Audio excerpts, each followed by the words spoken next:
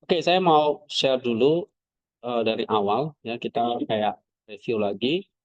Kita lihat tugas kelas dan materinya. Nah, di Google Classroom ini ada materi kuliah, ada 3 untuk semester ini kita akan mendalami lagi tentang Saint Maximus. Ya, sebetulnya saya sudah banyak menjelaskan dari semester lalu ya. Kalau kalian ikuti, eh, tolong ikuti terus ini grup Ancient Faith ini ya. Karena di sini banyak sekali materi-materi. Bahkan eh, beberapa minggu yang lalu kan kita nggak masuk, saya ada bagi tentang misalnya minggu ini ya kita belajar kristologi. Ya, minggu yang lalu kita belajar kosmologi. Sebelumnya alat Tritunggal. Ya, jadi alat Tritunggal, ada kosmologi, ada penciptaan, kemudian kristologi ya. Ini udah 3. Tapi memang belum dibahas di kelas. Nah, kalian sebetulnya sudah bisa baca di Google Classroom ini ada 3 materi, 1, 2, 3. Ya, dan judulnya Diktat Teologi Sistematika dengan Diktat Lengkap Cosmic Liturgy. Ini yang semester lalu dibahas, tapi dipelajari, dibaca lagi. Tapi saya tidak akan ulang di kelas. Ya, ini jadi bahan nanti untuk buat kutipan.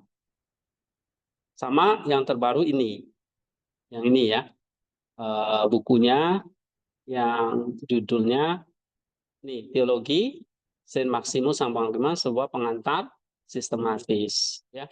Nah, ini kan 35 halaman ya. Nah, ini saya perdalam lagi di misalnya eh, misalnya hari ini kita mau bahas tentang alat Tritunggal. Berarti bab 1 kan. Nah, ada poin 1 konteks historisnya. Oh, sorry. Bab 2 ya. Bab 2 doktrin alat Tritunggal. Nah, ini kan pendahuluan. Ini kita baca, ini kan cuma 2 paragraf ya. Saya perdalam lagi di ini. Saya perdalam lagi di WordPress, di blog saya. Dan udah saya bagi di WhatsApp, di grup WhatsApp itu, Ancient Faith. Oke? Nah, kan saya ada kasih kalian hari ini, udah buka belum? Eh, ada 4 ya. Nah, itu sebetulnya sama dengan ini, cuma udah saya perdalam. Itu udah saya bagi di grup WA yang ini. Ada berapa ini? Misteri Allah Tritunggal sebagai fondasi realitas, monarki Sang Bapa, Sang Logos dan Logoi, kemudian implikasi. Nah, ini 4 ini mau kita bahas. Sama nanti 3 tahap pendakian spiritual ini nanti saya akan bahas. Ini karena nanti berkaitan dengan tugas mingguan yang finalnya nanti kalian akan kumpul di akhir, ya kan? Nah, sementara di WordPress seperti ini, apa bedanya dengan yang ini? Sama. Cuma yang di WordPress ini diperdalam lagi. Ya, misalnya kalau di sini 2 paragraf atau 3, nah di sini ditambah lagi. Jadi lebih dalam. Nah, jadi kalian baca yang mana nih? Ya, baca ini oke, dan ini juga sama. Ya, baca yang WordPress kalau ada internetnya. Tapi kalau misalnya nggak ada internetnya, ya baca yang di PDF ini udah download belum? Sehingga nanti kalian kan bisa baca di komputer ya atau laptop. Saya nggak mau print lagi atau cetak. Ya satu sisi biasanya kalau dicetak habis habis selesai kuliah kalian buang-buang gitu ya. Nah, ya kan? Itu tanya Pak Andro tuh banyak sekali buku-buku kalian. Oke, itu tentang materi. Ada pertanyaan nggak? Jadi tiga ini yang kita pakai adalah ini ya, yang eh, yang ini, ya, yang teologi ini. Diktat ini yang judulnya diktat ini eh, sudah lewat, tapi itu nanti sama dibaca juga untuk mencari kutipan. Oke, ini tentang materi. Kemudian ada lagi tambahan bagaimana cara bikin kan tugas kita itu ada 2 ya. Kemarin dua ya. Dan ini kan selalu reflektif ya, sifatnya itu reflektif dengan 3 pendakian tadi atau 3 tahap. Apa saja? Pasti ya. Kemudian ini kumpul catatan atau diskusi di Go. Nah, ini kalian supaya ikuti terus belajar dari sini. Ya, jadi ada questions, ada pertanyaan, dan answer. Ya, ini mulai kapan? Ya, 2 minggu lalu tanggal berapa itu? Tanggal 10 Februari. Nanti sampai Mei ya. Jadi question answer kalian kumpulin. Nah, yang kedua, ini kan artikel. Nah kita pakai mulai dari kutipan dulu belajar sampai nanti jadi artikel. Saya mau jelaskan sebentar. Nah di sini ada contohnya, ya. Kemudian cara menulisnya dan cara membuat kutipannya. Nanti kalian tinggal buka. Ini saya sudah buka di sini. Nah cara menulisnya di artikel ini udah punya belum file ini? Kalau belum nanti tinggal download di Classroom ya, yang di sini. Nah, kita mulai dari langkah 1 kalau mau membuat artikel yang baik ya, yang bagus, akuntabel. Nah, kita mulai dari mencari hasil atau temuan penelitian. Bagaimana menemukan sebuah temuan penelitian tergantung jenis penelitiannya apa atau gaya penelitiannya apa ya, apa yang mau diteliti. Nah, kita jelas di dogmatika ya kita meneliti pemikiran-pemikiran doktrin dari seorang tokoh. Misalnya kita pelajari di sini Maximus. Ya. Nah, yang kalian pelajari berarti baca buku Maximus ini. 1, ini diktatnya. 2, 3. Lalu cari satu topik seperti semester lalu. Tapi ini yang masih baru naik semester berapa? 2 udah mulai belajar. Karena semester 1 kalian kan sudah belajar. Sudah diajarin nggak ini? Materinya sudah dikasih belum ini? Para teman-teman nih.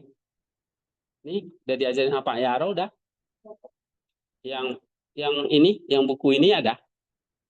Strategi menulis karya. Hah? Yang semester 2 ini, Selvin. Sudah diajarin Pak Yaro kan? Jangan wajahnya kaget-kaget gitu. Ini kaget-kaget bahaya nih. Masa kita ulangi lagi, nanti waktu kita nggak bisa bahas Maximus nih. Oke, nanti dibaca aja. Tapi saya langsung aja ke di sininya. Nah, waktu di semester lalu kan teorinya. Nah, sekarang ini kalian prakteknya ini. Mulai mencari apa langkah pertama? Hasil atau temuan. Nah, bagaimana caranya? Kamu harus kumpulkan dulu nanti sejumlah kutipan-kutipan. Kutipan-kutipan itu bisa buat dalam bentuk apa ya? Kutipan itu sebenarnya referensi. Kutipan itu bahasa sehari-hari lah ya, tapi bahasa akademisnya itu reference. Mencari referensi bisa 3 cara. Ini kan diajarin belum? Kutip langsung, paraphrase, atau meringkas. Ya. Nah, kalau kalian sulit ya kutip langsung boleh. Kutip langsung dari mana? Dari buku-buku ini. Perhatikan semua. Ya. Dari 3 diktat ini. Atau kalian bisa buat paraphrase. Oke, kalau paraphrase saya sarankan jangan semua pakai prompt AI. Ya. Memang kalian di sini udah diajari sama Pak David, katanya ada paraphrase Pak, gitu-gitu. Waduh, bahaya juga ini. Nah, tapi kalian coba paraphrase sendiri, lalu nanti dibagusin di AI, itu boleh. Ya, daripada sekarang kalian curi-curi pakai AI, nah kita terang-terang aja.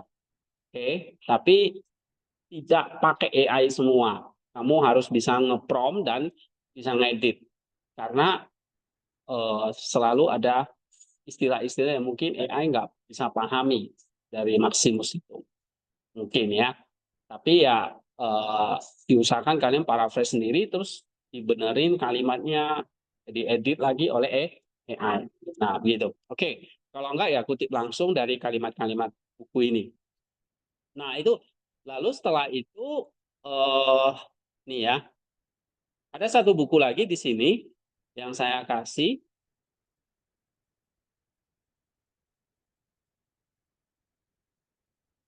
Nih, nanti di sini ada itu artikel jurnal Imrat. Nah, kita pakai Imrat itu artinya kalian harus bikin pendahuluan, abstrak, metode, hasil dan pembahasan, gitu ya. Seperti biasa itu namanya jurnal Imrat namanya. Nah, ini ada bukunya. Ini saya udah kasih contoh di sini. Ini sebetulnya kutipan dari nggak salah yang angkatan berapa itu ya? Yang semester lalu. Ini ada 40 kutipan. Nah, misalnya ini ada apa di sini ya? 39, 40 kutipan. Disertai dengan ini, misalnya referensinya, MD, Diktat Komprehensif Liturgi Kosmik. Nah, ini kan punya kan, halaman berapa. Nah, ini tugas kalian nanti, kalian submit di sini, kutipan-kutipan. Jadi minggu depan mulai. Ya, selama 1 minggu itu kamu cari apa topik yang mau dibahas. Oke, nah topiknya ada, kamu bisa lihat di ini daftar isi. Nah, di sini ada tentang Allah Tritunggal atau tentang penciptaan atau tentang kristologi. Kristologi misalnya kamu mau bahas tentang dua kehendaknya, boleh ya. Atau kamu bahas tentang Roh Kudus. Misalnya Roh Kudus sebagai agen pengilahian khusus itu. Atau kamu mau bahas tentang spiritualitasnya. Misalnya ambil tentang 3 tahap jalan spiritual menurut Maximus. Jadi kalau begini, topiknya apa? Ikut sen Maximus. Nah, itu topiknya. Nanti titik buahnya apa nanti jadi judul. Terakhir kalau ya, yang penting ininya dulu. Topiknya apa menurut Saint Maximus yang lengkap ya? Sang pengaku. Misalnya tadi kamu mau ambil tentang ini 3 tahap dalam spiritual. Ya, oke. Lalu atau kamu bisa ambil tentang eskatologinya. Apa konsep apokastasis, pemulihan atau penghakiman. Ya. Atau kamu bisa ambil topik tentang gereja sebagai ekon kosmos. Atau kamu bisa ambil topik tentang ini 2 kehendak atau Neochalcedonisme Maximian, sintesis kreatif Cyril dan Chalcedon. Nah, ya, atau kamu mau bahas tentang manusia sebagai mikrokosmos dan mediator kosmik. Oke, misalnya kamu mau bahas ini tentang Kristus sebagai Adam baru. Kamu klik, kamu baca. Nah, kan kutipannya sedikit ini. Gimana? Nah, kamu bisa baca yang lain yang ada hubungannya Kristus sebagai Adam baru di sini. Di buku ini. Dan di sini. Jadi nggak cuma satu diktat. Ya. Oke, jadi cukup nanti kutipannya. Nah, berapa yang harus kalian kumpulin? Paling tidak 30. Kutipannya jangan terlalu panjang supaya kutipannya banyak gitu. Misalnya, ya kamu mau ambil tentang Kristus sebagai Adam baru. Kamu ambil aja. Tugas yang digagal diemban oleh Adam pertama telah digenapi secara sempurna oleh Kristus sang Adam baru. Satu kutipan. Oke? Nah, melalui inkarnasi, kehidupan, kematian, dan kebangkitannya, Kristus mengambil alih peran mediasi manusia dan menyatukan kelima pembagian tersebut di dalam pribadinya. Nah, ini ya satu kutipan. Lalu kutipan ketiga, kutipan keempat, kelima, keenam, tujuh. Ini aja udah bisa kira-kira berapa? 8, 9. Nah, belum kamu baca yang ini. Yang cari tentang yang Adam. Oke? Nah, ya. Saya kira saya nggak akan kasih kalian tuh baca yang bahasa Inggris terus yang banyak-banyak. Cukup 3 ini. Yang penting bagi saya kutipan-kutipan itu nanti kan kamu tahu cara ngolahnya nanti. Oke? Nah, kalau misalnya ini kurang, kamu bisa ambil yang di sini yang saya udah perdalam. Misalnya hari ini kita mau bahas, saya kalian mau ambil topik alat Tritunggal. Alat Tritunggal berarti kan topiknya banyak. Bukan topiknya banyak. Isinya banyak. Misalnya kalau alat Tritunggal aja, kamu bisa bahas tentang sang bapaknya, perikoresisnya, peran kosmik sang logosnya. Jadi udah berapa di sini? 1, 2, 3, dan implikasinya 4. Nah, kalau 4 ini kamu bahas tentang, jadi tinggal dikit ya, konsep, tinggal si, kamu mau lebih detail lagi. Tritunggal mungkin kebanyakan, terlalu luas. Saya mau persempit. Misalnya saya mau bahas tentang ini, warna pisang, bapak dan konsep perikoresis. Ya, cuma ya tadi kalau terlalu sedikit, kamu baca lagi di kitab yang lain, ambil kutipannya. Nah, kutipannya harus relevan dengan topiknya. Misalnya kamu bahas tentang alat tunggal, ya, jangan ambil kutipan tentang akhir zaman kalau nggak ada hubungannya gitu loh, ya. Apalagi kamu ambil misalnya tentang di luar doktrin lagi, apalagi ya, itu nggak ada relevannya. Oke, itu ya. Lalu selesai kutipan ya, kamu ini kamu masih di tahap ini ya, belum menemukan hasil ini.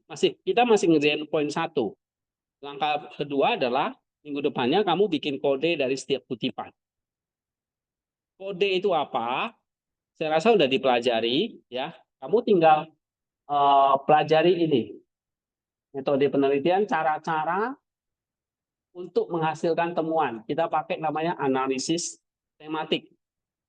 Dari Brown and Clark ya tahun 2006, jadi dia ada beberapa tahap atau langkah. Pertama, familiarisasi dengan data, yakni kutipan. Habis kutipan, buat kode awal. Misalnya, nih, ada satu kutipan nih. Ini kan bahasnya tema tentang teosis. Ya, konsep teosis. Oke, lalu ada satu kutipan begini. Mengupas manusia sebagai gambar dan rupa Allah, panggilannya pada deifikasi dan tanggung jawabnya terhadap kosmos. Manusia adalah pribadi yang bebas dan bertanggung jawab, dipanggil untuk menjadi Allah melalui kasih karunia. Nah, itu dikasih kode. Kasih kode, nih. Oke. Kutipan nomor 1, kodenya apa? Panggilan manusia. Panggilan manusia. Kutipannya ini tadi. Panggilan manusia untuk menjadi seperti Allah melalui anugerah. Ya, panggilan manusia menjadi seperti Allah. Ini kodenya. Nanti ada kutipan lagi. Oh, ini tentang peran Roh Kudus. Ada kutipan lagi. Oh, ini Kristus jalan teosis. Jadi kode itu maksudnya simbol inti dari apa yang kamu kutip. Paham nggak? Misalnya ya, dalam Kristus manusia dan ilahi bersatu. Dan sifat ilahi berkomunikasi dengan sifat manusiawi untuk mengilahikannya. Nah, ini Kristus jalan teosis. Ya. Atau misalnya kutipan lain. Jika seseorang mengenal kodrat Allah itu sendiri, ia akan menjadi Allah. Nah, ini kodrat Allah kutipannya. Atau misalnya, manusia bukan diselamatkan melalui alam semesta, tetapi alam semesta diselamatkan melalui manusia. Berarti apa kodenya kira-kira? keselamatan alam semesta melalui manusia. Saya kutipan lain. Nah, nih. Sang putra menjadi daging untuk memungkinkan persatuan manusia dengan Allah. Satu persatuan yang tidak hanya terputus tetapi terhalang oleh kejahatan tanpa bantuan manusia. Ya. Nah, ini kodenya penghapus penghalang keselamatan. Ini kodenya. Jadi kode itu kamu buat berdasarkan pemahaman yang kamu ngerti, yang kamu pahami dari setiap kutipan. Ya. Misalnya kayak tadi. Nih. Bagi Saint Maximus, sang pengaku iman, doktrin Allah Tritunggal bukan sekedar proposisi teologis yang harus diimani, tapi adalah satu matriks fundamental dari seluruh realitas. Misalnya ini, mau bahas tentang Allah Tritunggal. Nah, Allah Tritunggal itu matriks fundamental dari seluruh realitas. Apa kodenya?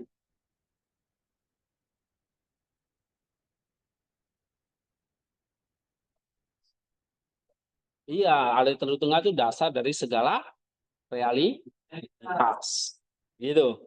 Terus, ia adalah sumber penopang dan tujuan akhir dari segala sesuatu yang ada, baik yang terlihat maupun yang tak terlihat. Ini kutipan kedua apa? Apa kodenya? Apa? Alat Tritunggal itu sumber dari segala sesuatu, iya, atau fondasi dari segala sesuatu. Nah, begitu. Itu bikin kodenya begitu, ya.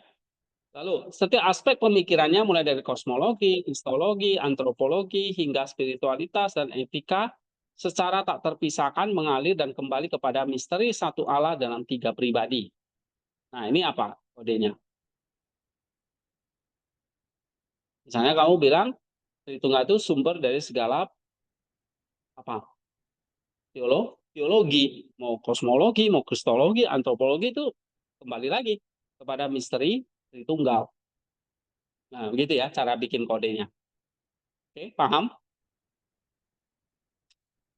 Nah, kalau sudah bikin kode, jadi kalau kalau kutipan ini kan saya suruh bikin 30 ya. Nah, lalu berarti ada berapa kode? Minimal 30. Kodenya lebih dari 30 bisa nggak? Bisa. Karena setiap kutipan bisa aja satu atau dua kode. Ya. Oke. Jadi minimal 30 kode. Nah, nanti setelah itu kamu akan kelompokkan. Bagaimana mengelompokkannya? Kamu baca di sini. Atau lihat contohnya tadi. Ya. Setelah di kode. Ini contoh aja. Ini sebenarnya dari teman-teman kalian juga. Nah, kelompokkan itu berarti yang sama. Oke. Nah, pengelompokan kode ini bertujuan memberi label analitis pada setiap kutipan atau kelompok kutipan untuk meringkas ide utamanya. Tabel pengkodean dalam dokumen asli sudah cukup baik, namun ada beberapa kode dapat dipercaya diorganisasi ulang untuk meningkatkan kejelasan dan fokus analitis. Berikut adalah tabel pengkodean telah direvisi dan diselaraskan lengkap dengan nomor penduduk kode ini ya, kutipan pendukungnya. Nah, ini saya ambil dari teman kalian yang bikin, terus saya dikelompokkan begini. Nah, misalnya kutipan pendukung kode 1, 2, 8, 9, 11, 13, 21. Ini kutipan nomor 1 sampai 21 ya. Nah, pengelompokan kodenya ini. Karena kutipan-kutipan ini membahas tentang panggilan manusia. Jadi cari yang sama. Yang sama dikelompokkan. Ya, yang sama itu dikelompokkan. Apa? Selvin. Kamu lihat siapa? Nah, iya, kok lihat dia. Jadi saya jelasin apa ini sekarang? Ya, saya jelasin apa sekarang?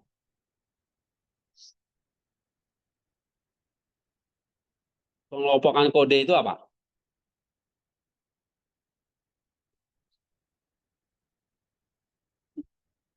Nah, itu. Bingung kan kamu? Apa yang sedang saya bahas tadi? Nih, Helmi. Ya, gimana caranya ngomong kode?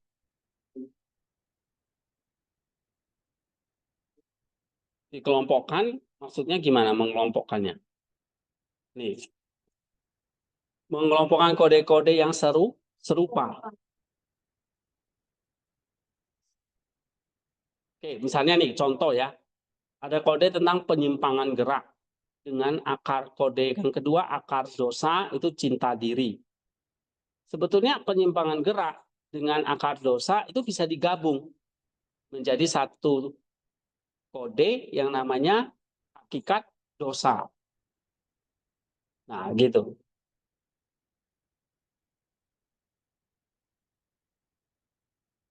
Ya.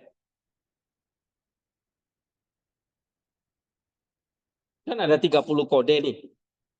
Atau ada 39 di sini. Nah, dari 39 ini kamu lihat kode-kode mana yang mirip. Oh, ini bisa digabung jadi satu. Nah, jadi satunya itu kamu kasih kode baru.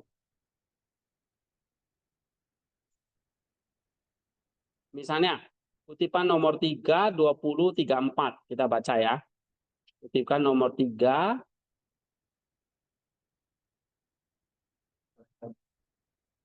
Peran Roh Kudus dalam pengudusan dan deifikasi pribadi setiap orang percaya yang tak terpisahkan dari karya penebusan Kristus. Roh Kudus adalah janji Bapa yang diberikan untuk memungkinkan kita memperoleh kasih karunia secara pribadi. Ya, oke, ini Roh Kudus berperan sebagai agen pengudusan. Terus nomor berapa? 20. Nih, kedatangan roh bukan hanya penyelesaian inkarnasi. Inkarnasi telah memulihkan kodrat manusia, tubuh dari kesatuan manusia yang oleh gereja dibentuk sejak saat itu. Tetapi kekuatan hidup yang memenuhi tubuh yang telah diilahikan ini ya. Ini karena diterjemahin. Ini tidak dapat secara otomatis memaksa diri kepada kebebasan manusia. Kebebasan harus membuka diri pada kehidupan ilahi melalui bukti batinnya, keyakinan yang intim. Nah, jadi Roh Kudus ini apa? Mengilahikan, bukan hanya menyelesaikan inkarnasi. Nah, 24. 24 ya tadi ya. Persatuan sempurna, kita akan bersatu sepenuhnya dengan Allah, berpartisipasi energinya, dan melihat segala sesuatu dari perspektifnya. Ini kurang pasti ya. Oh, 34. Oke, nih, Roh Kudus adalah agen yang menerapkan teosis dalam kehidupan kita, membentuk kita menjadi semakin serupa dengan Kristus. Nah, sama kan? Nah, ini kan kutipan-kutipan yang sama, kita kelompokkan jadi satu. Jadi, peran Roh Kudus sebagai agen teosis. Nah, begitu loh. Nah, ini contoh ya. Nah, setelah pengelompokannya, kamu menentukan temanya. Nah, nanti penentuan tema kita akan bahas lagi minggu-minggu yang akan datang ya. Penentuan temanya tinggal lihat lagi di sini. Misalnya di sini ada berapa dari 39 atau 40 kode tadi, 39 kode ini akhirnya dikelompokkan jadi berapa nih? 1 2 3 4 5 6. Jadi teosis itu ada panggilan manusia pada teosis, kristologi dasar teosis, Roh Kudus sebagai agen penyempurnaannya, kita berpartisipasi secara energi, bukan esensi, kemudian sarana teosis dan dimensi kosmis teosis. Nah, ini didapat dari pengelompokan kode. Ada 6 ya. 1, 2, 3, 4, 5, 6. Oke, dari 6 ini kita akan masuk ke tema, merumuskan tema-tema atau poin-poinnya. Nah, tema-tema atau poin-poinnya itu apa? Baca lagi di sini. Memvalidasi calon tema. Apakah data dalam satu tema itu koheren? Apakah peta tematik secara keseluruhan mencerminkan data? Tema mungkin bisa dipecah, digabung atau dibuang. Baru di sini, ini tadi memvalidasi calon tema ya. Maksudnya dari 6 tadi, kamu cek lagi. Karena 6 ini kan jadi calon tema kan. Nah, kamu cek lagi, benar nggak ini? Nah, ini namanya memvalidasi lagi. Oke, apakah itu sudah koheren? Apakah sudah mencerminkan data, gitu ya? Kalau enggak ya kamu bisa pecah lagi atau kamu gabungin kemana lagi gitu, bisa otak-atik lagi. Nah, baru nanti membuat tema itu dalam langkah yang kelima. Nah, mendefinisikan dan menamai tema, memberi nama yang tajam dan menulis narasi singkat yang menjelaskan cerita dari setiap tema final. Nah, berarti kamu harus bisa mengelompokkan lagi. Setelah pengelompokan kode, kamu Bukan mengelompokkan, tapi kamu merumuskan tema utama. Oke? Jadi dari 6 tadi, kamu bentuk lagi tema-tema penelitian koheren dan fundamental. Ya. Jadi misalnya nih, panggilan manusia ya antropologis, manusia sebagai citra Allah yang dipanggil pada teosis. Jadi teosis itu sebetulnya panggilan Allah, manusia sebagai citra Allah yang dipanggil pada teosis. Ini tema 1. Ya. Terus kutipan pendukungnya apa? Nah ini tadi bicara soal panggilan ini kan 1, 2, 8, 9, 11, 13, 21. Nah ini dia. Ya kan? Nah, baru Kristus sebagai fondasinya, poin yang kedua. Ya. Baru hakikat teosis. Hakikat teosis itu partisipasi dalam energi, bukan melebur secara esensi. Nah, baru prosesnya, sinergi, kehendak bebas, dan sakramen. Ya. Nah, itu. Jadi semua kutipan jadinya masuk. Hakikat teosis itu partisipasi. Berarti kan kalau partisipasi kan kita bicara ini, 1. Ya. Terus sarana atau prosesnya ini bisa digabung. Oke. Nah, kemudian proses teosisnya. Proses teosisnya berarti, tadi proses teosisnya dengan dimensi ini bisa digabung. Ya. Nah, terus Roh Kudus sebagai agennya kan itu termasuk proses. Jadi proses itu destinasi soal Roh Kudus dialami melalui kebebasan iman. Nah, jadi digabung dari apa? Kalau proses teosis itu berarti kode yang ini ya, ngomong kode ini, proses dan peran Roh Kudus ini bisa digabung. Begitu. Karena kalau kamu bicara proses, ya berarti kan tidak lepas dari Roh Kudus. Nah, maka peran Roh Kudus ini bisa digabung dengan proses atau sarana teosis. Ya. Terus panggilan pada teosis, dimensi kosmis ya, dengan panggilan pada manusia ini bisa digabung. Nah, kristologi sebagai dasar ini tersendiri. Oke. Partisipasinya melalui energi atau anugerah ini tersendiri. Nah, jadi kayak 5, 7, 23, 24, 30, 31, 33, 35 itu di sini. Nah, ini kan satu tema. Jadi tema 4 tuh ada 2 tema sebetulnya ya kan, digabung jadi 1. Sama tema 1 ini panggilan, ini sebetulnya gabungan dari dimensi kosmis dan panggilan manusia. Itu bisa digabung gitu. Sehingga dari 6 itu dipersempit lagi jadi berapa? 4. Nah, udah dapat nih tema-temanya. Inilah temuannya. Jadi kalau mau baca, terus teosis, lalu dibagi jadi 4. Teosis. Dapatlah 4. 1, 4 tema. Tapi 4 tema ini sudah ada apa? Pendudukan. Gitu. Ya. Nah, baru setelah itu apa lagi? Kamu bahas tiap temanya. Misalnya ada 4 tema. Nah, kamu bahas tema pertama. Misalnya tema pertama itu panggilan manusia sebagai gambar Allah yang dipanggil pada teosis. Panggilan menjadi serupa dengan Allah itu. Nah, ada berapa kutipan ini? 1, 2, 3, 4, 5, 6, 7, 8, 9, 10, 11, 12. 12 kutipan. Kamu bisa 12 kutipan itu kamu bagi di dalam misalnya 10 paragraf boleh. Jadi ada yang 1 paragraf itu 2 kutipan, ada 1 paragraf 1 kutipan gitu loh. Paham nggak? Nah, ini kan ada 12 kutipan ya. Berarti paling tidak misalnya kamu bisa bagi jadi 10 paragraf, 12 paragraf. Ada nggak rumusannya? Sebetulnya nggak ada. Tergantung kamu merangkai paragraf-paragraf itu gimana. Tapi antar paragraf itu semuanya menjelaskan tentang apa? Panggilan. Terus sekali lagi, oh karena ini kutipan nomor 1, ini harus di paragraf 1. Enggak juga. Bisa saja nomor 21 dijadikan paragraf yang pertama, kan gitu. Jadi ini nomor itu bukan urutan koheren ya, urutan ide, enggak. Nah, kamu harus bisa mengembangkan, misalnya tema 1, panggilan manusia sebagai citra Allah dipanggil kepada theosis.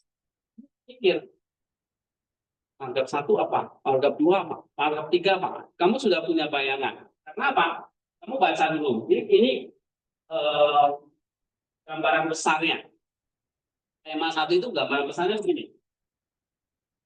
Dasar dari teosis itu sebetulnya ada dalam diri manusia. Kebesaran sejati manusia bukanlah keserupaannya dengan alam semesta, tapi keserupaannya statusnya sebagai citra dan rupa Allah, sebagai pribadi yang bebas dan bertanggung jawab. Manusia memiliki panggilan primordial untuk menjadi seperti Allah melalui kasih karunia. Panggilan ini juga mencakup tugas kosmis untuk mempribadikan dunia, ya kan? Mempribadikan dunia dan menyatukannya dalam persembahan kepada Allah. Nah, berarti kan kamu mesti bahas apa ini? Manusia itu gambar dan rupa Allah dulu. Kamu cari manusia yang gambar dan rupa Allah itu gimana? Lalu Allah taruh dalam gambar dan rupa Allah itu satu tanggung jawab. Tanggung jawabnya apa? Panggilan primordial menjadi seperti Allah melalui kasih karunia. Nah, karena manusia itu gambar dan rupa Allah, maka dia punya tanggung jawab menjadi seperti gambar itu. Itu seperti Allah, ya kan? Nah, lalu setelah itu apa? Membahaslah apa sih jawab panggilan itu? Oh, ternyata memiliki tugas kosmik untuk mempribadikan, menjadikan dunia ini juga dunianya Allah dan menyatukannya dalam persembahan kepada Allah. Jadi manusia itu menjadi serupa dengan Allah bukan hanya untuk dirinya, tapi dia juga menjadi satu tanggung jawab manusia untuk mempersembahkan alam ini kepada Allah. Nah, itu artinya panggilan manusia menjadi seperti Allah atau theosis. Itu paragrafnya yang kamu susun itu urut gitu loh. Oh, manusia gambar alam.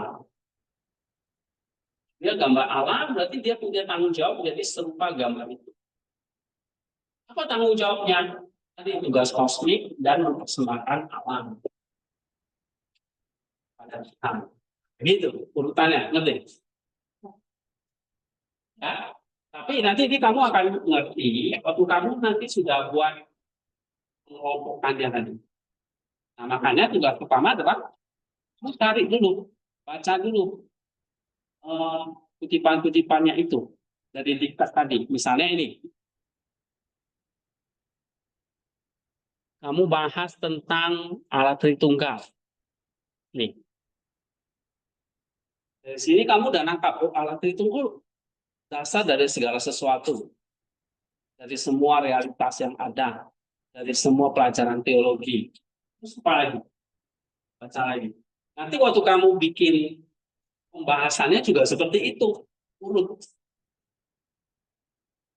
Ya, kayak tadi ini. Teosis sama manusia dipanggil pada teosis. Ini apa sih manusia dipanggil pada teosis? Oh, pertama karena manusia itu dicipta menurut gambar dan rupa Allah. Apa artinya manusia dicipta menurut gambar dan rupa Allah? Oh, dia punya satu tanggung jawab menjadi seperti Allah. Lalu Tuhan kasih tahu apa tanggung jawabnya? Tadi tanggung jawab kosmik mempersembahkan alam itu kepada Kristus. Nah, begitu. Tahu nggak? Nah, itu topik-topik paragraf yang harus kamu kembangkan. Oke, misalnya tentang alat tunggal. Kamu kutip-kutip ini kan? Nah, lalu kamu sudah punya peta. Oh, nanti yang akan saya tulis, perhitungan itu dasar dari segala sesuatu. Kutipannya mana? Oh, ini. Nah, kamu kembangkan jadi paragraf. Bagaimana mengembangkannya jadi paragraf? Kamu baca ini. Nih, dalam paragraf itu kan saya sering ajarin ada unsur-unsurnya. Apa itu? Kalimat topik, kalimat pendukung, analisis, kesimpulan. Nah, yang seringkali kalian warna-warniin ya, kalimat topik warna merah, kalimat pendukung warna biru, analisis warna hijau, kesimpulan warna hitam gitu, ya kan? Jadi saya rasa semua udah pernah dapat ya, udah pernah nulis kan? Nah, ini yang kalian kembangkan. Misalnya kayak tadi, kalimat topiknya yang pertama, poin 1, pembahasan 1 ya. Jadi di pembahasan 1 itu kan kamu interpretasi tema 1 dan dialog dengan penulis lain. Nah, dialog dengan penulis lain nanti dulu. Tapi dialog dulu dengan kutipanmu. Ya. Nah, caranya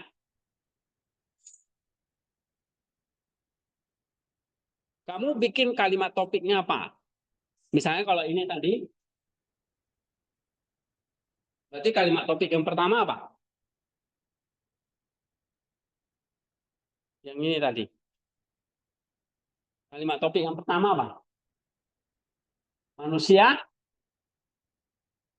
apa?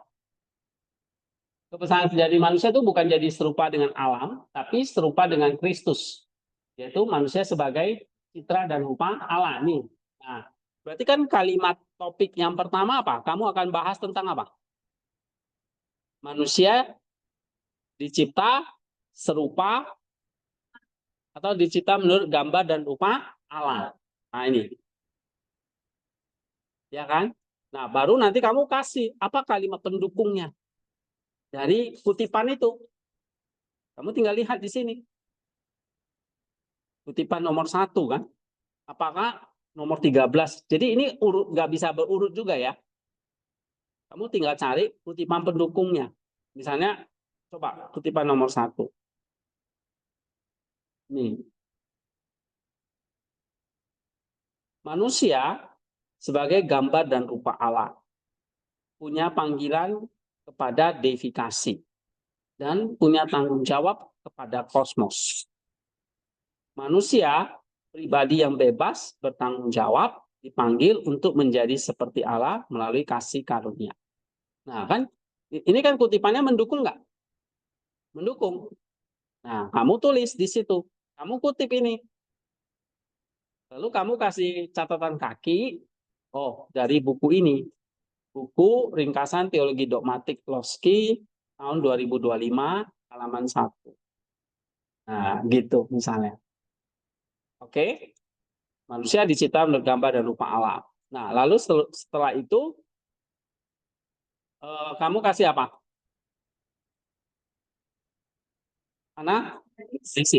Kasih komentar. Jadi kalau manusia dicipta menurut gambar dan rupa Allah, manusia punya tanggung jawab untuk menjadi serupa dengan Allah misalnya. Nah, baru karena ini pembahasan itu kamu harus ini pembahasan itu berarti kamu interpretasi, ya kamu membuat interpretasi dari hasil penelitian. Hasil penelitian itu nanti kan poin-poinnya kan. Nah, kamu interpretasi, kamu tafsir tadi dengan analisis tadi. Tapi nggak cukup. Kamu mesti apa? Melakukan dialog lagi atau membandingkan hasilmu dengan hasil-hasil penelitian sebelumnya. Nah, ini agak sulit. Kamu berarti harus bandingkan misalnya dengan buku lain atau referensi artikel jurnal yang lain. Paham di sini? Ya. Saya rasa yang sudah sering nulis artikel udah tahu. Nah, ini saya ulangi lagi. Ini khusus yang buat yang baru-baru ini. Udah mulai praktek ya semester ini. Biar rambutnya sedikit botak. Ya, nggak boleh. Oke, ada pertanyaan sampai di sini? Nah, jadi dalam pembahasan 1, kamu interpretasi tema 1, interpretasi temanya, tadi caranya adalah pakai ini. Kamu nulis paragraf. Kalimat topiknya misalnya manusia itu dicipta menurut gambar dan rupa Allah. Oh, kutipannya kutipan nomor 1. Oke, masukin kutipannya. Habis itu kamu kasih komentarmu, analisismu. Ya, kasih kutipan analisismu. Di sini ada contohnya nggak ya?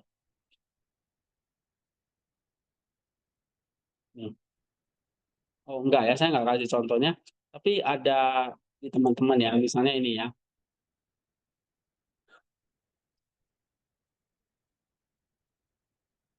Hmm, Oh, ini. Ini yang nanti hasilnya itu seperti ini nih.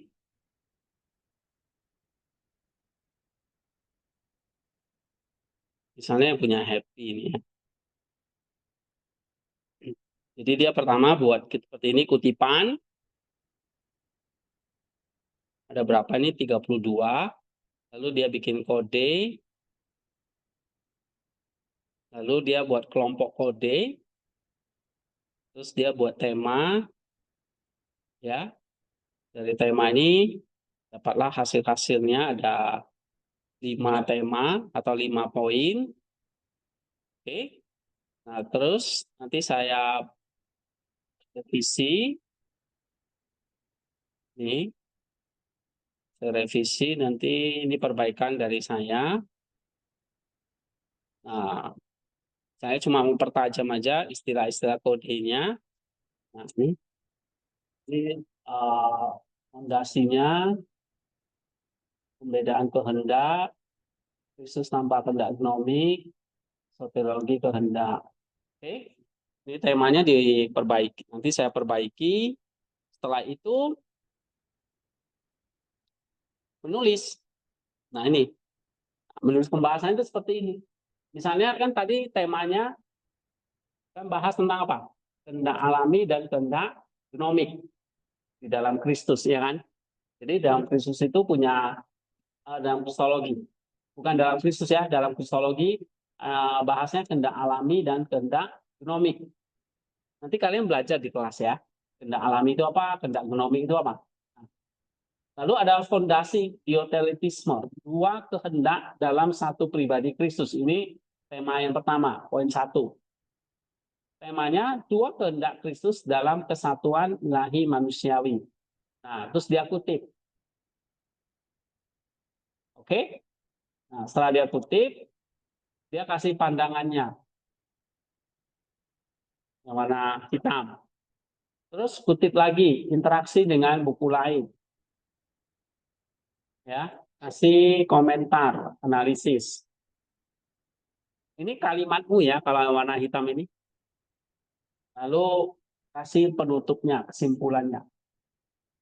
Nah, nanti masuk lagi. Tema berikutnya apa? Ya. Lalu kutipannya apa? Analisisnya apa? Penutup. Nah, begitu. Itu pembahasannya. Sampai ya kalau ada 4 tema ya bahas 4. Ya. Nah, ini yang dikumpulin terus baru saya kasih saran perbaikan. Jadi ini cuma pembahasan ya. Nah, kalau ada pembahasan berarti kita sudah masuk ke langkah yang ke berapa? Langkah yang ke berapa kalau ada pembahasan? 2. Ini.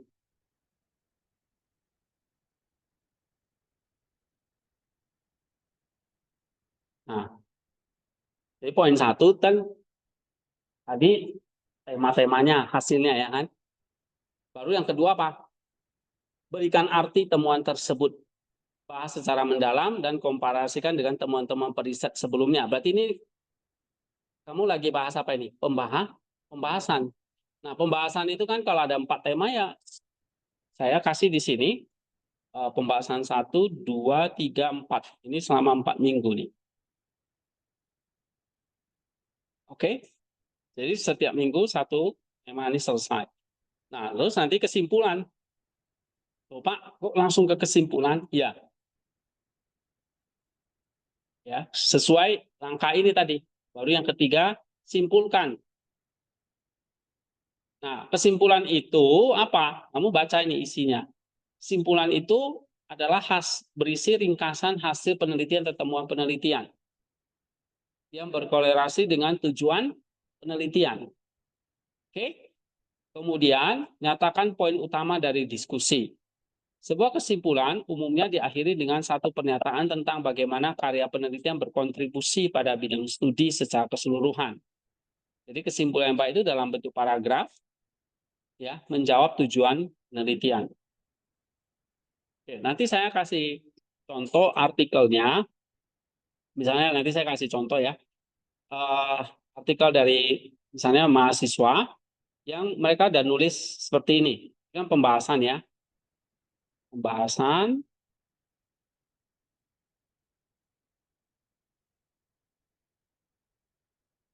Nah, ini saya kasih saran perbaikan. Oke. Setelah pembahasan, kan tadi tulis kesimpulan. Setelah kesimpulan tulis apa? Metode, benar. Ya. Setelah kesimpulan tulis metode. Ini. Setelah metode tulis pendahuluan. Nah, makanya di sini di diktat ini kesimpulan, metode, pendahuluan. Baru abstrak, judul, daftar referensi, baru edit lagi keseluruhan artikelnya. Jadi seluruh artikel nanti dikumpul di sini. Ya. Selesai. Setelah diedit, selesai kumpul. Jadi yang kalian kumpulkan itu udah bentuk artikel.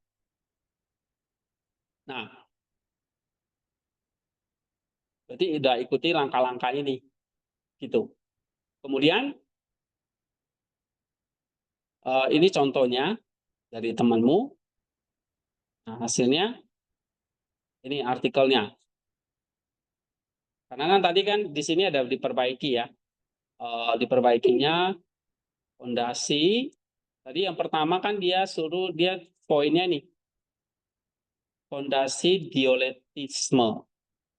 Terus saya ganti jangan istilah itu tapi diganti istilahnya fondasi antropologis. Fisikon dan genomikon dalam ciptaan. Jadi bahas dulu secara umum. Ada kehendak alami, ada kehendak opsi, genomikon. Nah, baru bahas lagi tentang Kristusnya. Ya, baru bahas tentang ketaatan fisikon, baru bahas tentang pemulihannya. Nah, begitu. Jadi ada yang diubah-ubah. Ya. Nah, kamu lihat itu ada yang diubah-ubah. Kalau poin 2-nya apa dia tadi? Pembedaan kehendak, ya kan? Fisikon sebagai dorongan kodratik, genomikon sebagai potensi dosa. Nah, itu diubah jadi apa tadi? Ketidakberdosaan Kristus. Absennya kehendak opsi. Oke, ini temanya itu diubah gitu ya. Nah, terus nanti diperbaiki di artikelnya. Jadilah artikel seperti ini. Pendahuluan, metodologi, hasil dari pembahasan, ya, sampai nanti simpulan. Nah, di atas ada abstrak dan kata-kata kunci. Ya. Nanti terakhir baru judul. Judulnya sebetulnya saya udah kasih opsi di sini. Nih, saran perbaikan judulnya ini aja. Tadi dia judulnya apa? Ini kan. Kehendak alami dan genomik dalam kristologi. Ya, ini kurang bagus. Dikasihlah yang lebih bagus ini. Ketidakberdosaan Kristus dan kehendak opsi. Analisis pembedaan telema fisikon dan telema genomikon sebagai fondasi diotelisme dan maximus de confessor. Ya. Jadi judulnya memang benar-benar kalau istilah-istilah maksim itu sulit ya. Ada genomikon, telema fisikon, telema genomikon, diotelitisme itu artinya apa? Ini nanti yang mau dipelajari di 3 diktat itu. Ya. Kamu kalau bisa bikin judul ini dan memang isinya seperti ini, wah, itu orang editor itu akan langsung apa ya? Sak gitu, terima. Ya, karena dari judulnya aja kan udah bikin pusing orang kan. Ya. Coba kalau tadi kamu bandingkan judulnya tadi kayak gini. Simple kan? Benda alami dan genomik dalam kristologi. Kurang bagus. Jadi saya ganti yang lebih tajam. Nah, udah diganti, hasilnya ini dia. Nah, dia pakai ini dia. Ya, ini sebetulnya saya belum edit lagi karena udah nggak sempet. Ya udahlah, ini hasilnya, tinggal referensinya dibagusin. Tapi saya lihat dia udah mengikuti semua pola yang saya mau. Nah, lihat merahnya, birunya, hitamnya, gitu. Ya, saya ambil beberapa paragraf sebagai sampel. Oh ya, udah bagus. Oke, kutipannya pun sudah bagus. Nah, jadi kutipannya ini pun udah bagus, ya. Halamannya ada dan sebagainya. Nah, itu baru nanti layak disubmit.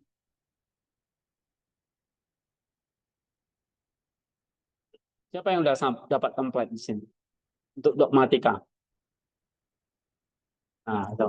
Nah, berarti kan misalnya kayak Setiaman, Helmi, siapa? Helmi ya. Oke, itu udah bagus mereka. Baru saya kasih template. Ini kalau masih acak-acakan,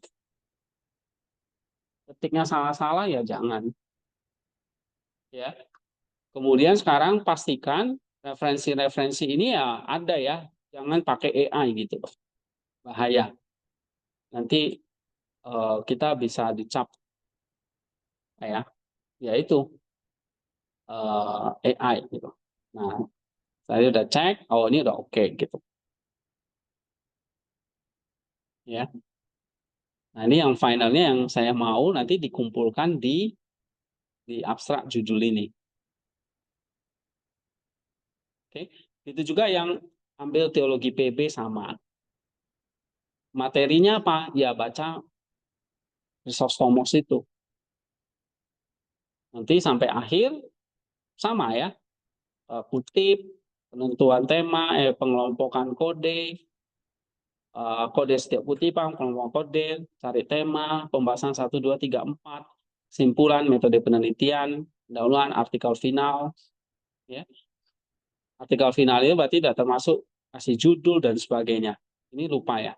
Ini harusnya tulis judul juga. Jadi judul itu terakhir ya. Nah, setelah abstrak buat judul, ya, daftar referensi. Jadi kalau saya minta kalian kumpulkan judulnya, kalau kamu udah bisa bikin judul, saya anggap kamu udah selesai. Ya, bukan baru mau mulai gitu. Karena judul itu terakhir gitu. Ya. Oke. Nah, ini tentang tugasnya. Jadi kalau kamu benar-benar ikuti, misalnya ini seperti yang dikerjakan beberapa temanmu, ini udah saya kelompokin ya. Ini ada Sofiana, Setiaman, Rahmat, Nenong, Christoph, Ika, Happy, Helmi, Apriana. Apriana belum ya. Masih ini. Nah, ini beberapa teman-teman yang udah saya periksa, ini udah udah dapat kan template-nya ya. Nah, oke. Nah, terus diulangi lagi semester ini supaya tambah baik, tambah.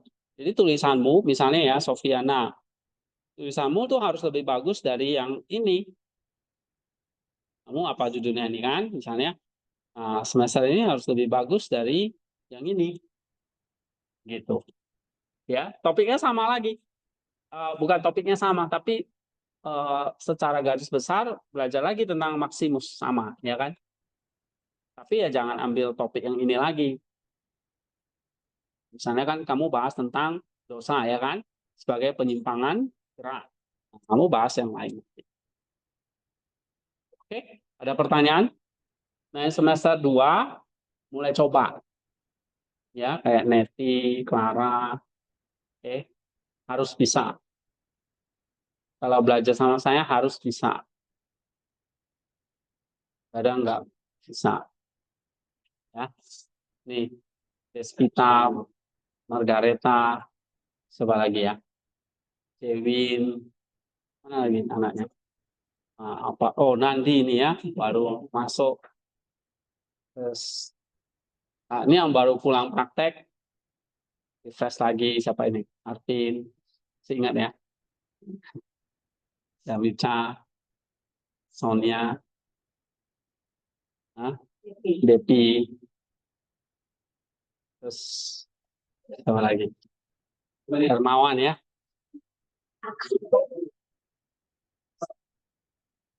Yusuf. Oh, ya, saya ingat saya. Udah ya, udah ya. 11.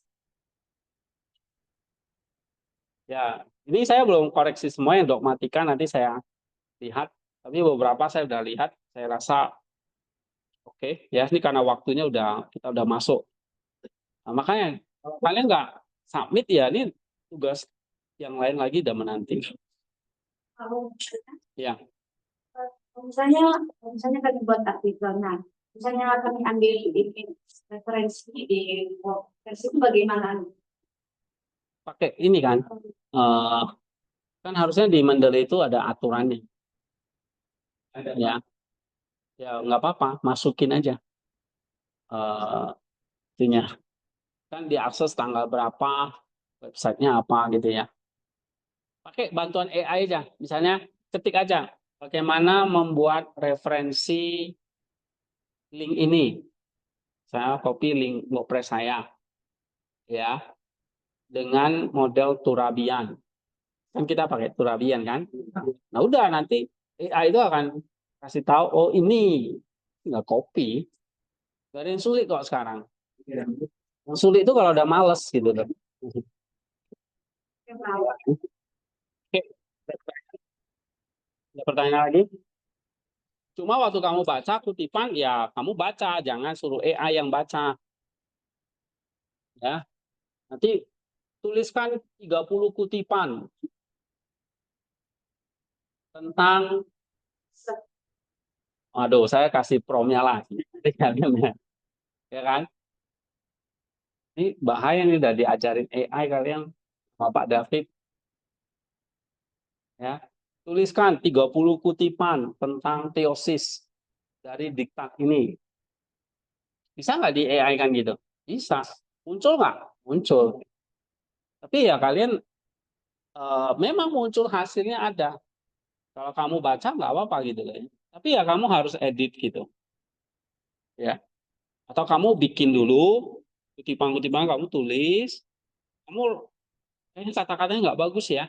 Apa? Tolong rapikan. Kalau AI rapikan. Bisa. Sekarang nggak apa-apa. Saya karena saya juga nggak bisa mungkirin AI itu ya mempermudah. Ngapain kita melarang? Ngapain saya melarang kalian? Toh eh, semua sudah bisa akses ya. Kecuali kamu tinggal di tengah hutan gak ada internet, itu nggak bisa AI. Ya. Oke, ada pertanyaan lagi? Ya. Sudah berjumpa. Terus kami mau kasih dia itu untuk perhatikan. Tapi kalau cek di kantor nanti, kalau itu semua dia gimana? Oh, untuk merapikannya nggak apa-apa sih, boleh. Asal memang kalimat aslinya dari kalian ya, dia yang merapikan itu oke. Kalau ke deteksi AI ya saya rasa nggak juga ya. Nanti kan toh itu kan cuma kutipan ya, yang nanti akan kalian pakai lagi kan di dalam paragraf. Itu kan nanti kalian pakai tulisan sendiri. Yang ini loh, yang ada kalimat analisisnya kan.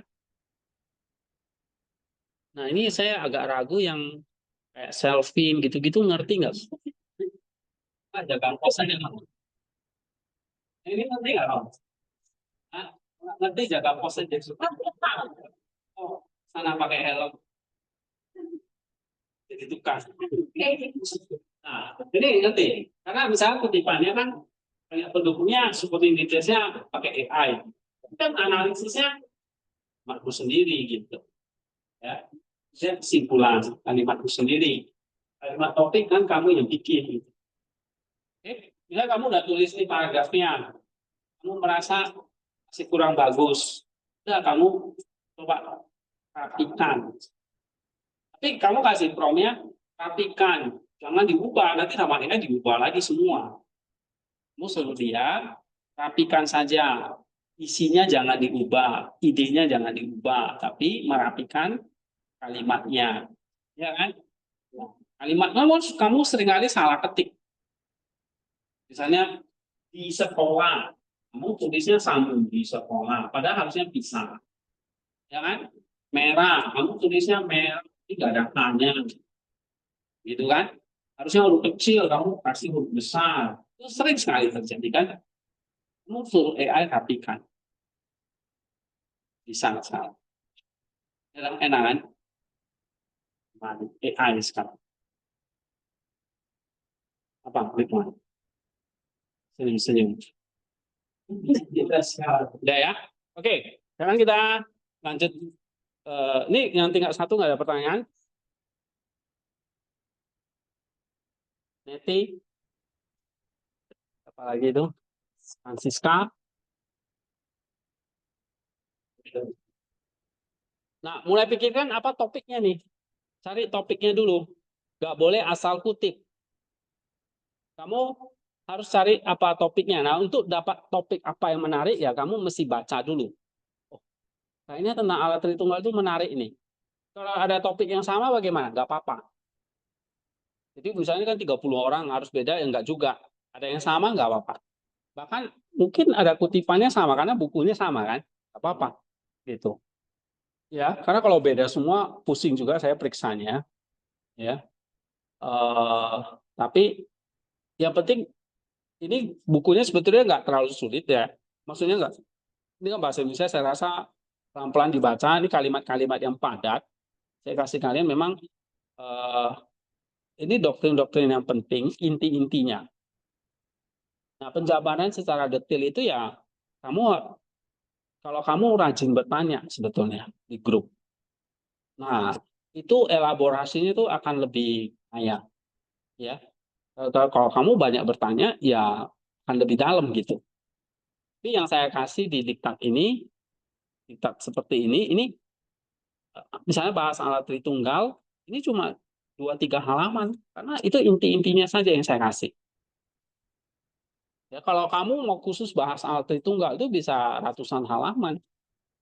Banyak buku-buku di perpus seperti itu. Ya, tapi kan saya nggak bahas, saya bahas maksimus yang penting-penting, poin-poin pentingnya. Misalnya alat Tritunggal cuma 4 poin saya ambil. Tapi itu yang intinya. Nah, ini yang harus kamu pegang seumur hidup.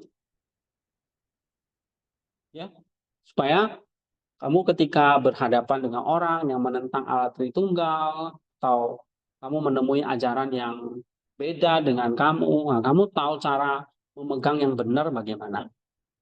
Sehingga kamu nggak terikut gitu loh. Orang bilang alat Tritunggal itu bidat, sesat, nah, kamu pun ikut gitu. Nah, kamu di sini selama berapa tahun kamu sudah belajar sama saya, imanmu atau doktrinmu kamu harus kuat gitu loh. Ya. Nah, di luar sana banyak ajaran-ajaran misalnya seperti di YouTube lah, di media sosial gitu ya, TikTok lah, banyak yang menentang tentang alat itu. Nah, alat itu nggak Kristen itu katanya sesat lah, masa Allah punya anak dan sebagainya begitu. Jadi aku punya ibu dong misalnya, ya kan? Nah, kamu sudah punya basic yang kuat mempertahankan itu. Ya, tiap semester kan diulang ini nanti supaya ingat. Tapi yang saya ajarkan ini cuma dasar-dasarnya. Nah, untuk pendalamannya bagaimana? Ya, kamu bisa bertanya di grup, nanti saya akan jawab dengan lebih dalam. Ya. Oke.